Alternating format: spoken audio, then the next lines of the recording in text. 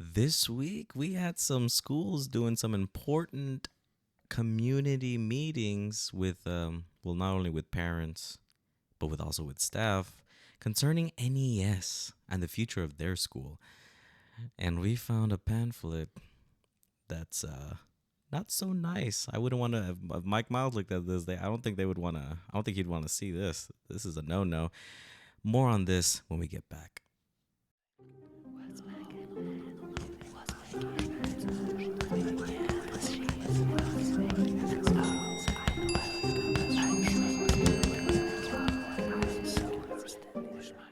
Welcome back to Lessons and Whispers inside the Teacher's Corner. This is your host, Carlos, and I'm joined again today by my co-host, Mr. P. Oh my gosh, he said it again. Okay.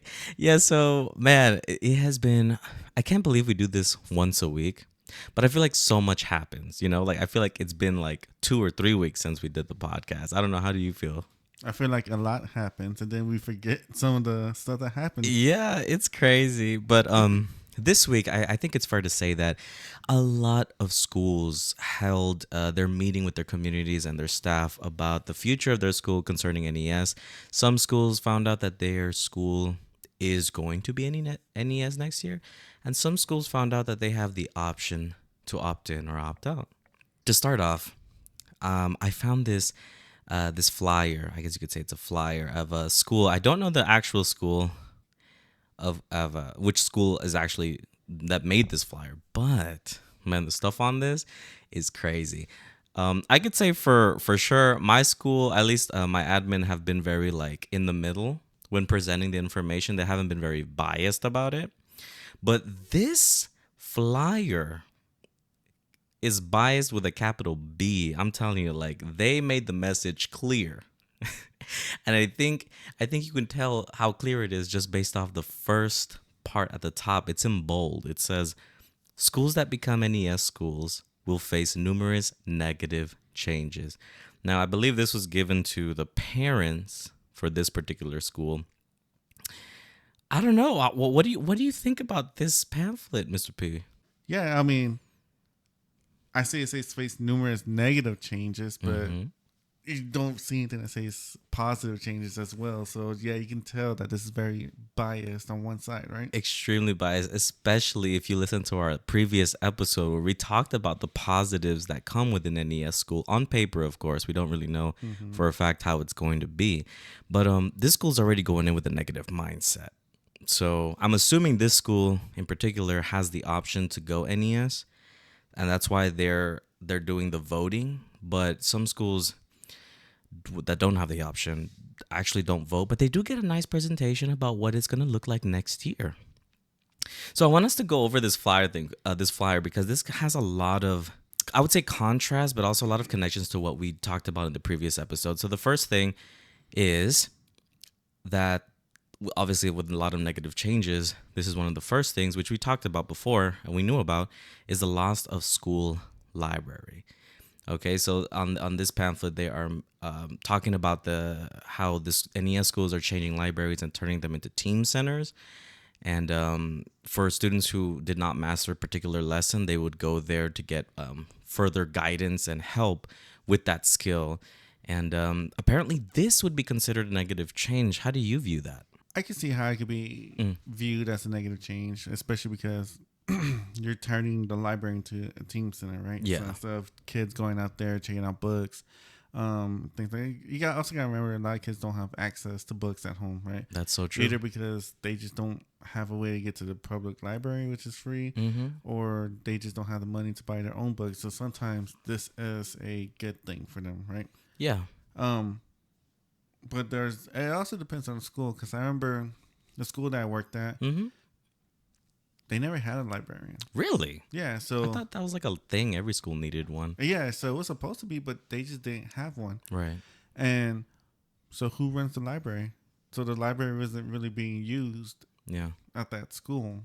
So it's just like, maybe it's a per campus space kind of thing. So it depends if it's going to be negative, positive.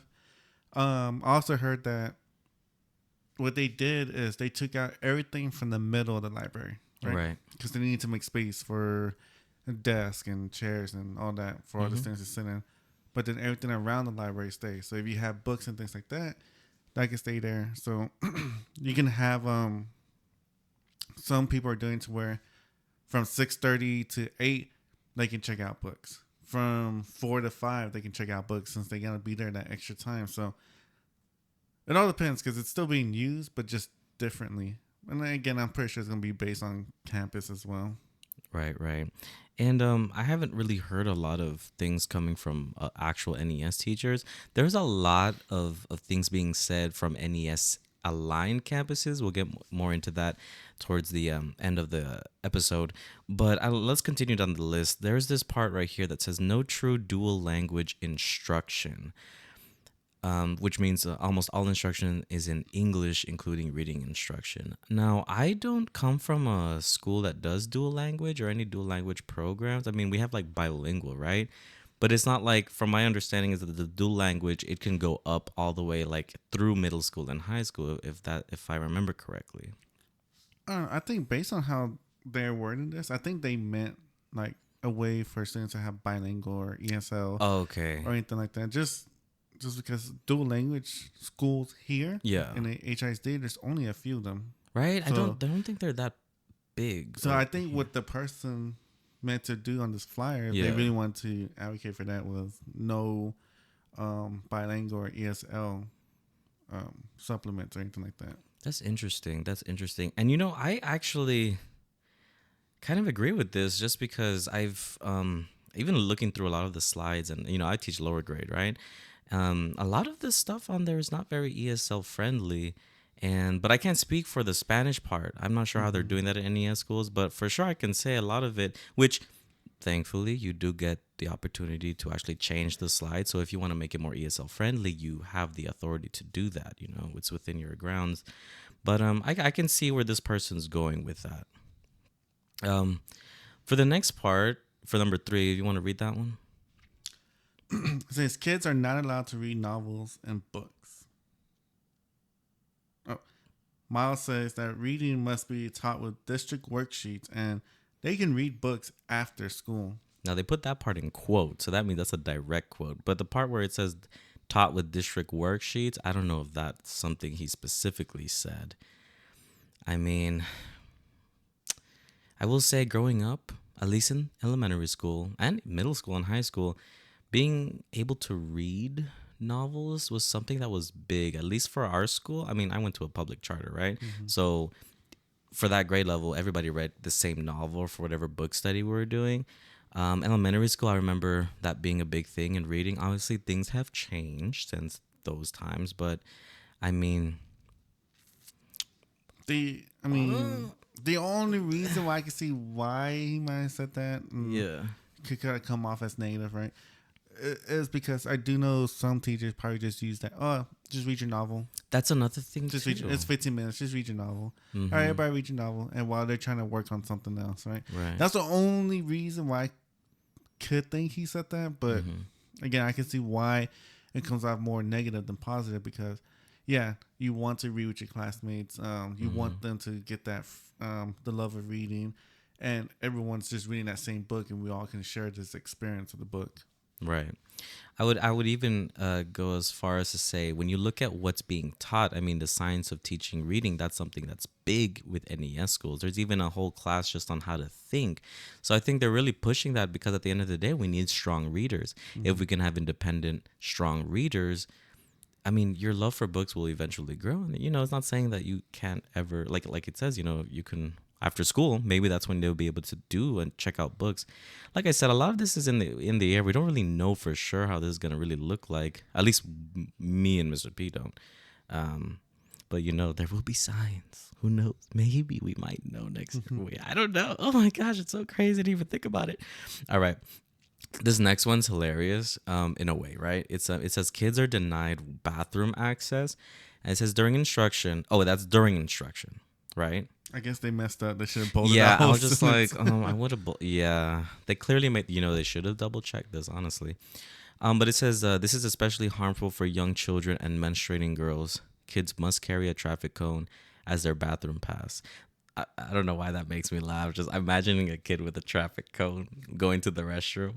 But I'm gonna be straight with you. My school already tried to do this.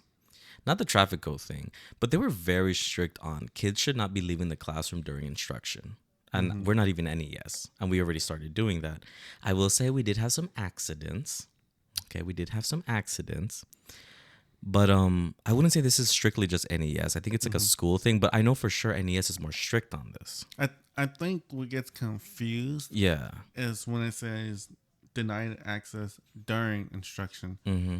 You also gotta remember there's other times in the class where it's not instruction time. That's true. So they can go then. Like I know with my school, they said, "Hey, your kid should not be going to the restroom during your read aloud Mm-hmm. and during the I do, we do, you do part. They can go during the independent part. They can go through their small group part. They can go through their stations part. They can go through before you get started." Right. So I think that's where it gets lost because it's true. Like if I'm teaching you something, how are you Mm-hmm. going to learn the concept if you're not in there because you decide to go to the restroom at that time? Also, I know like my school, we have set times for each grade level to go. I was gonna say that. Same here with mine. So it's not like the kid has no access to their bathroom at all. And I Mm-hmm. think that's the fear that bold point is trying to do. Fear mongering. Yeah. Yeah. Mm-hmm. Trying to say your kid can't go to the restroom during the NES school. Right. Right. But then again, like I said, maybe that's why they didn't bold during instruction part. Exactly. Oh, they sneaky. The school is sneaky. But yeah, there you have it. I mean, like it's really not that complicated. They're really pushing for good quality instruction. If your kid's not there, they're missing out on good quality instruction. Or at least I put that in quotes because a lot of people don't think it's good quality. All right, let's go to the next one. It says, all activities are stopped every 4 minutes for students to answer a star formatted question. This is true in all classes except ancillary. What are your thoughts on that? Because I have some thoughts. Every 4 minutes. Okay, so is it really a starlight question? If it is a starlight question, don't you need to do a check in to see if they could answer something like this? My thought is, Mm-hmm. yeah, you should be doing this. That's something that's already teacher taught to you. Like you should already know to check in with your students. Are they getting what I'm teaching them? Mm-hmm. And then why wouldn't you want it to be star formatted in a way? Because that's the test they're going to be doing, especially in the upgrades when we're talking about third and up. They need to know how the test is going to ask them certain things in order for them to answer that. And they don't have any of the practice there throughout the year. Mm-hmm. Once they get that test, it's just like, well, I don't know what this is asking me because I've never been asked like this before. Right. And I think they're also referring to the MR strategies. Mm-hmm. And I know it's every 4 minutes, and I know in the NES schools it's very strict. In my school, we're not NES, nor are we NES aligned. So we do try to keep it on average of every 4 minutes. Obviously, we're professionals, so if it goes past 8 minutes and you haven't done something, you might want to start, putting in something in there. But like they just kept it at star formatted questions. I mean, when you really think about it, in that multiple response strategies, they could be a turn and talk, it could be a whiteboard activity, it could be something, but the purpose of it is to one engage the student and check in to see what they're thinking. Are they getting it? Are they not getting it? And especially if they're pushing tests, why not make it a star formatted? Like for me, I'm in the lower grades. Some of my questions I have would be like vocabulary. What does the word blank mean in this part of the story? And I'll have answers, things like that, because those are things that they're gonna be seeing. I don't see anything wrong with that. And if it keeps them engaged, I think they're just wording it in such a negative way. I don't think it's that bad. Can you go for the next one? Yeah, next one says students take a timed 10-minute test every day in 4 classes at the end of each teacher presentation, which becomes their grade for the class. I think this is so stupid. Hey, isn't that called the exit ticket? I was about to say, I'm like, ma'am or sir, whoever wrote this, if you've been a teacher ever, this is normal. I mean, come on. If you teach science, that there's an exit ticket. Reading, there's an exit ticket. Math, there's an exit ticket. There's an exit ticket for every class. If you aren't doing, you can call it DOL, exit ticket, whatever the frick you want to call it, right? It's nothing new. It's just a check-in on the student. That's all it is. Were you able to pick up what the objective was for the day or not? And 10 minutes, honestly, I used to give my students 5 minutes. So Yeah, if like anything, that's double the time. so that's you know what, that's even better because there's some kids who do need a full 10 Yeah. minutes and you know what, they're getting it. Okay, I know we sound like we like suck Mike Miles' dick or something, but like we really didn't. These are just our personal opinions. I think these people are just a little too butthurt in Just a a little. way. You know, let's see the next one. It says teachers have no control of their curriculum and must follow the district lessons, which are boring slideshows with lots of errors. Now, I will say there are errors, but my students have found errors in my slideshows that I've made. Okay, we're only human. Okay, it's not a big deal, and you can also change the slides. But what are your thoughts on the fact that it just seems like whatever? Okay, all NES schools, right? 20 NES schools. Say it's a fourth grade math class. It's a Wednesday, whatever day of the month. Everyone is on that lesson. I personally don't think this is a bad thing, and I don't think it's a bad thing that everyone is doing it the same way. What are your thoughts? Like you said, I don't think too much of it being a bad thing as well. Yeah. I can see where the negative impact is coming from, meaning like, oh, well, my kids need more time on this, so I need Right. to slow it down. Oh, my kids need something else, more accommodations with this, so I need to change this up completely. Mm-hmm. Now we get into the fact where it gets a little hazy, a little tricky, right? Yeah. Because now we're supposed to use this star-like vocabulary word, Mm-hmm. but because I feel like my student can't understand that word just yet, I'm going to hit them with this word. And another teacher's like, well, I'm going to hit them with the star-like. And another one's going to be like, well, I'm going to hit them with a whole different word. Right.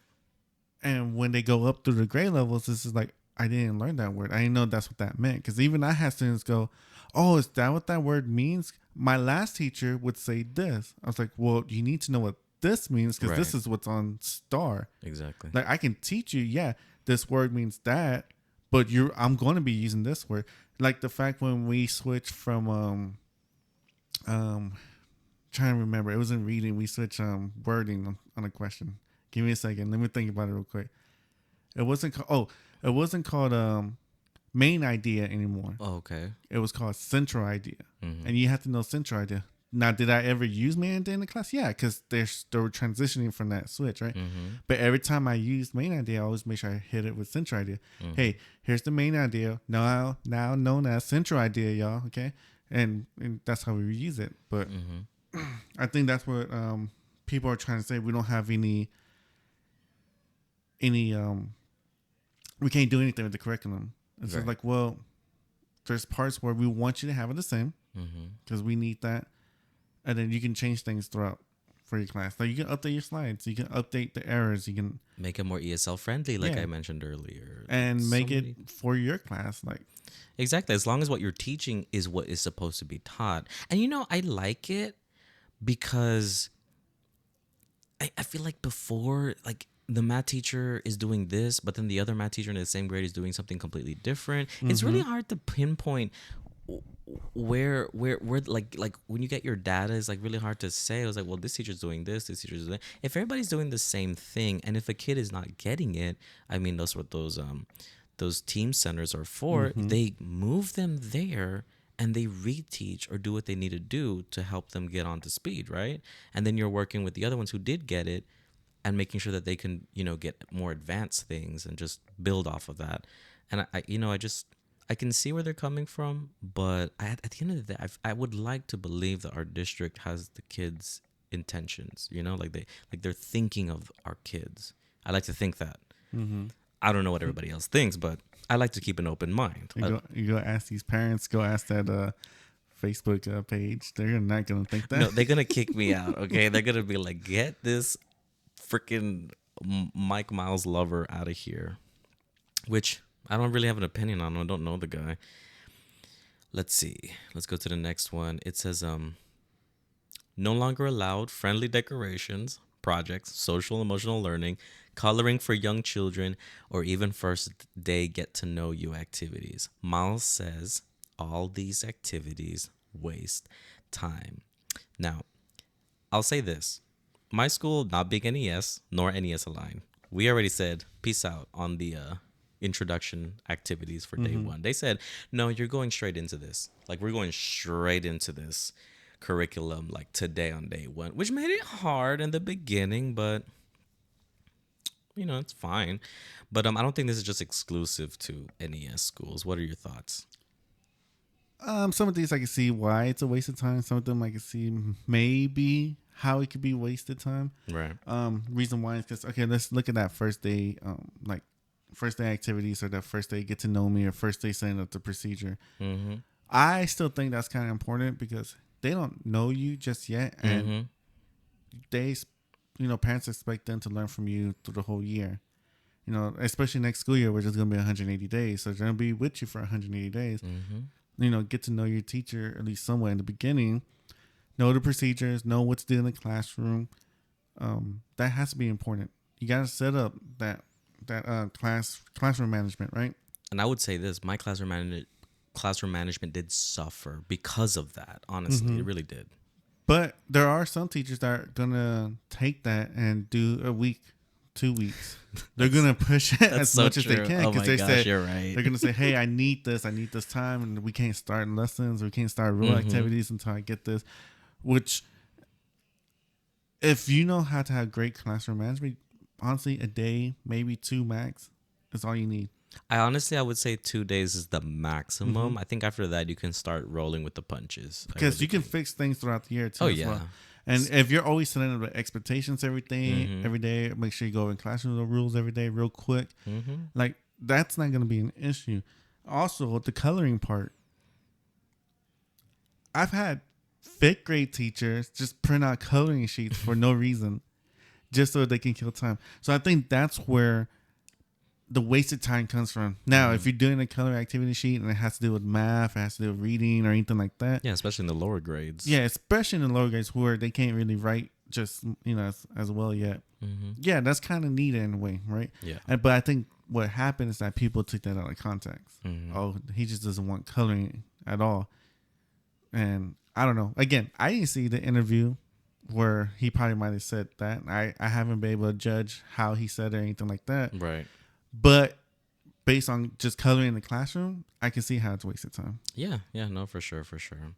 I will say my school is doing a really good job with the social emotional learning. I think that's we do that every day in the morning for like 5 minutes, but it's really good. We'll continue on.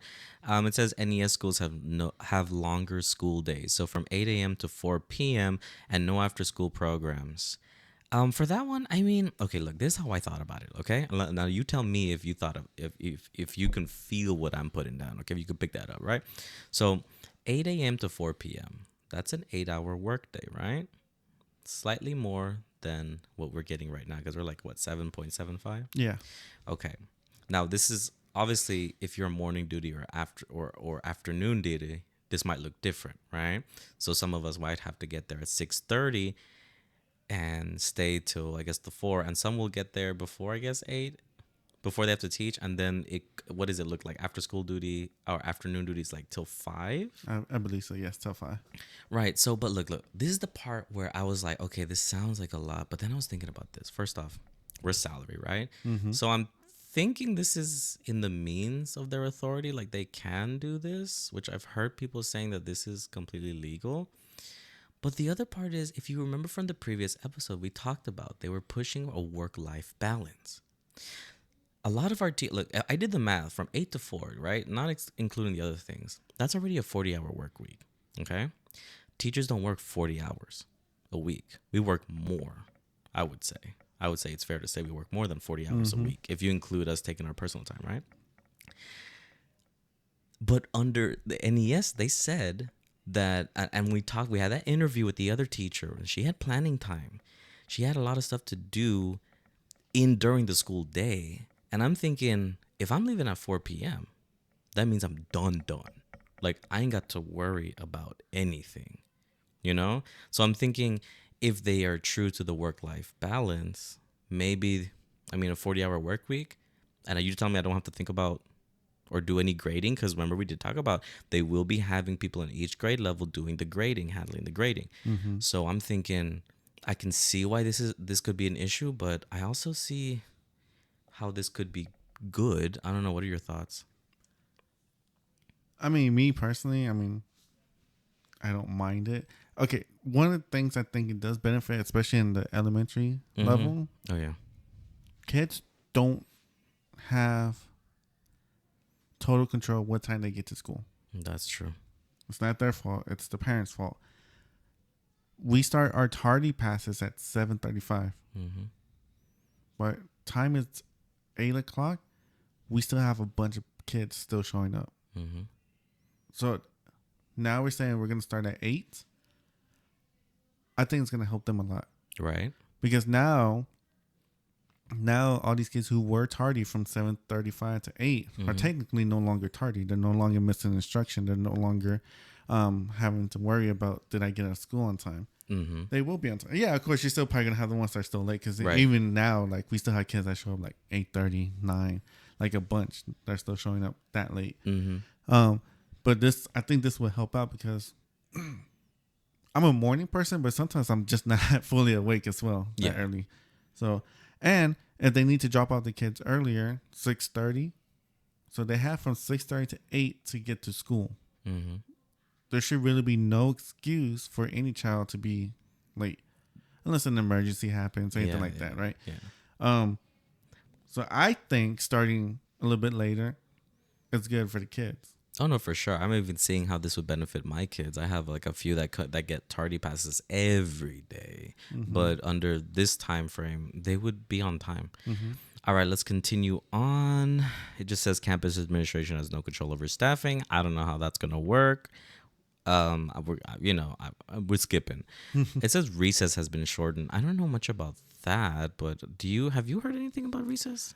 I haven't heard anything about recess. Not even on the Facebook page have I heard anything about recess. Yeah, shortened. I mean, what's shortened? Is 5 minutes shortened? Because that's technically shortened. And does that include bathroom breaks? Because sometimes we have to shorten it even now for the bathroom breaks. Yeah. So it just depends. They didn't tell us by how much it's shortened. So that's really true. If they really knew, they would have put in a time. I'm just saying. All right, next up, it says some schools have even lost their PTOs. It says Miles does not listen to parents and discourages parent volunteering in the school. So I just want to emphasize a word on there. Okay. It says some schools. Okay, I was thinking about the same. If he really didn't want PTO parents involved or anything like that, it would have been all schools lost PTO. So what does that tell me? I think that's more of a campus issue than a district issue, right? Yeah. I don't know. That's how I took it. I'm just like, well, some of you lost it, so that must be right, because it would make more sense if everyone. But it seems like some. I don't know. Doesn't seem right. Field trips have been canceled at NES schools, and campus and holiday celebrations have been reduced or eliminated. I mean, that's an interesting one. I haven't really, I came in like very close to COVID time, so I have not experienced many field trips, right? But I'm sure you are someone who has experienced field trips often. What are your thoughts on the field trips being canceled at NES schools? I think what's going on is that field trips are being canceled if it's not actually good for the student. Ooh. So Explain. we're talking about like an actual educated field trip, not a just go and have fun field trip, right? Right. Because even right now, I'm noticing that with our school, like they're double checking everything. Why are you taking this field trip? Why? What's the purpose of it? What's the vendor selling? How the kids are gonna bring this back to the classroom? Just anything like that. So I think that's what it means by being canceled. What trips are being canceled? Tell me which trips are being canceled. Right. And then let's judge from there. Is it a zoo trip that's being canceled? Well, okay. If it's a zoo trip, I can see why it was educational. And now you're saying, oh no, education trips are getting canceled. But if you're talking about a field trip to main event, right. Oh, where's the education in that? That's true. I could see that. That's the only thing. But I can see that as being, hey, that's an end of the year celebration and stuff like that. And I can understand that. So I can understand why there's negative as well. And I would say there's some other parts to it, but we're just going to stop there. I want to put some emphasis on the last part, okay? It says, please vote no to NES on the upcoming survey from the district. for more info and to sign to the petition, and they have the code there with the QR code. At least they have a QR code. They're advancing. But clearly, this school does not want any part with the NES. But man, it's so biased, and I wonder how many parents read this and immediately were drinking the Kool-Aid, right? Whichever, because they say that teachers like us who are like, we don't have negative thoughts or as many negative thoughts as they do, they think we drank the Kool-Aid. Mm-hmm. But these people also drank that other Kool-Aid. That's wild. But this is the reality. This is what's been happening this week. A lot of schools have been doing their community meetings with parents and staff, and a lot of changes are going to be coming up right now, and it is wild. And like I said before, there will be signs. You will know if I am NES or not NES. But I do want to go into the second portion of this episode, and then we'll be closing out. But I was going into the Facebook page for the HISD teacher group, and I just noticed there's a lot of teachers stressing right now. Okay, there's just so many multiple posts I was reading through where there are a lot of teachers that are just saying like, I made a mistake. Why did I sign the contract? I need to leave. I'm burnt out, blah, blah, blah, right? But here's a key thought, or a key what's the word? Key observation. A lot of these people are from NES aligned schools. NES aligned. And that famous person I told you that had the 480 DOLs that they had to grade. I don't know if you remember that one. Okay, they were talking a lot more right this time. And then there's this woman on there. I think her name's Sheila or something, but she's like a talk. Like she's a leader in the Facebook page. Like she's like saying, I told y'all, I warned y'all about this. Yeah, that high paycheck comes with a price and whatever, right? It's not Sheila Jackson, is it? Oh my gosh, I think it is Sheila Jackson. Is it Sheila Jackson? I don't know. You tell me. You're the one that was looking at the page. My page. gosh, I think her name was Sheila Jackson. Oh, okay. Well, is she famous? Do you know her? She's a congresswoman, so a Democratic congresswoman. The fuck is she doing on the HISD teacher page? What the fuck? What is she from Houston? Apparently she's trying to advocate for teachers and things like that. I know what's the people called the union. Oh, the union. Yeah, okay, the main big one works close with her and all that. Okay, so that's probably her, right? But she was telling people, I told you. But look, this is coming from NES aligned schools, and these schools do not have the supports that an NES school has. So I can see why they feel like they're drowning. Is it the fault of Miles, or is it the fault of the administration that they have? Who's to say, right? The point is, they ain't coming from the NES school, I'll tell you that. Why is nobody talking about this if you're from an NES school? You can do anonymous posts. Damn, like I don't know what the problem is. So why aren't they talking? Maybe it's not as bad as we think it is. That's what I like. Maybe. I mean, if you think about NES Align, we're supposed to do everything that NES does without the support. And without the pay, right? Without the pay. So I can see why they feel miserable. Like, I would feel freaking miserable if I had to grade all those DOLs, but you tell me I have somebody helping me with that in an NES school? You know? I can see why you got burnout. I can see. Yeah. But I thought that was just very interesting. There was just a lot of people that were just regretting it. But it was coming from NES aligned schools. So I was just like, damn, it's like, I guess everybody's feeling on that one.